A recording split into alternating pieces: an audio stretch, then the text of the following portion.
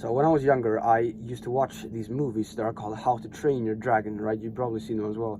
And they actually have like a series on Netflix that I used to watch, right? And recently I actually went back to it and checked some of my favorite moments that I remember.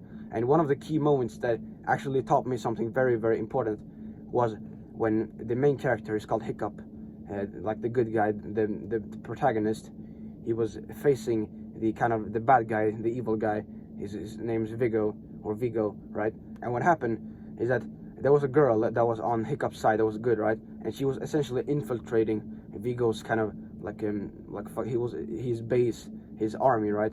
And she was essentially she was posing as a friend but working as a spy when it comes to like she was essentially just a traitor in Vigo's army, right? And what happened is that Vigo knew this, right? He could detect it, but he didn't just say it out loud, right? Because he utilized that to his advantage. And I'm not gonna fucking try to explain the plot, right? But what happened basically is that he planned everything out and essentially just outsmarted Hiccup through calculating every single move on the chessboard, right? And ultimately he beat Hiccup. Like he took it's a thing that's called the Dragon Eye, which is very important for everyone. He took it from Hiccup and essentially won, right? And the moral of the story is that we shall always plan everything out when we can, at least, and leave nothing to chance. Nothing should be happening by accident, because like life, like for example what Tate said on the fucking podcast I had with a chick, right? He was saying that life at the top echelons of man is absolutely and utterly calculated, which I definitely agree with, right? And I can definitely see as the truth.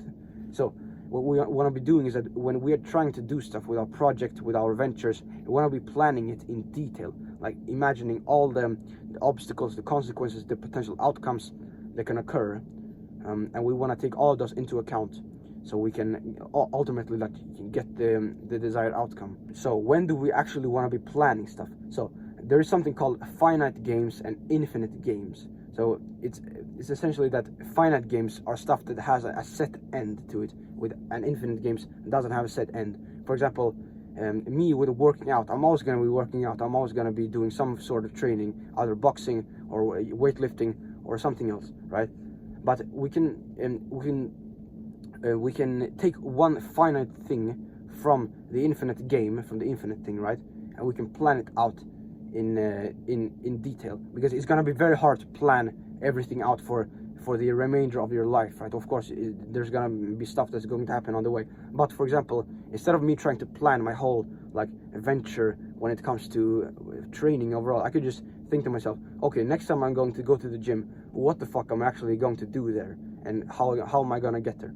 So what I like to do is that when I'm in my mental aid stations, which is a term I borrowed from David Goggins, which is essentially that when you are not grinding, when you're on the toilet where you're shitting, or you're on the bus, or you're eating, or you're in bed trying to fall asleep, and you use these mental aid stations to plan the absolute micro of what the fuck you're gonna do, like meticulously.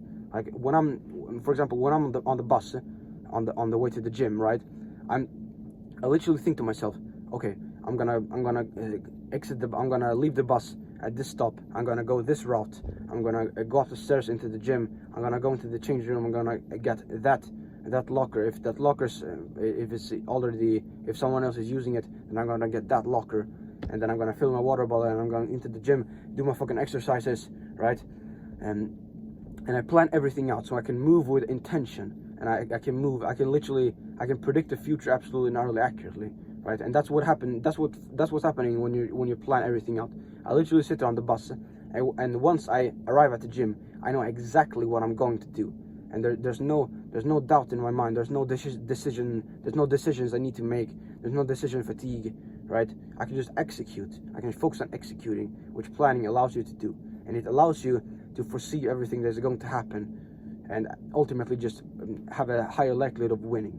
So one of the best things that you can do, in my opinion, to start planning your days overall, is to have a timetable in Google Calendar. You go onto Google Calendar, and you have your whole blank week like that, right? And you fill out the time periods with activities. You allocate certain time periods to certain activities, right?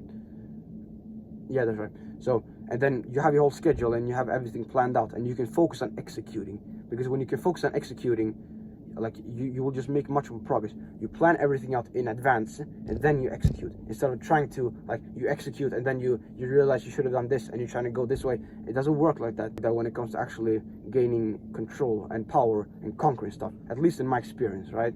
And what happens is that when your plan works, when everything just runs smoothly, like exactly as you planned it out to do, what happens is that your confidence and your self-esteem is just improved like a fuck ton, right? And you just feel like a fucking ice cold killer, like a fucking savage. When you know exactly what's gonna happen, you can just operate, you can just execute, right? Like you will see when you for example plan going to the gym just on the bus, right? And you just execute.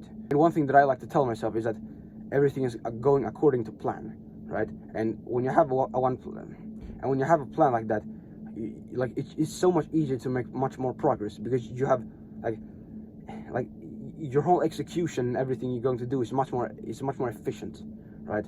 And in general, 1 minute of planning is going to be worth around 10 minutes of execution.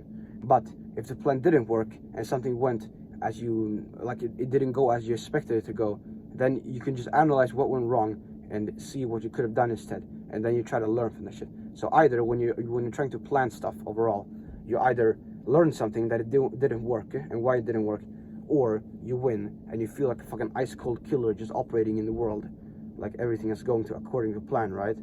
And yeah, man, just like when you're in your mental aid stations, literally just plan what the fuck am I gonna do right now, and how exactly am I gonna do it. Like when you're trying to sit down and do deep work, just sitting down to work is not good enough.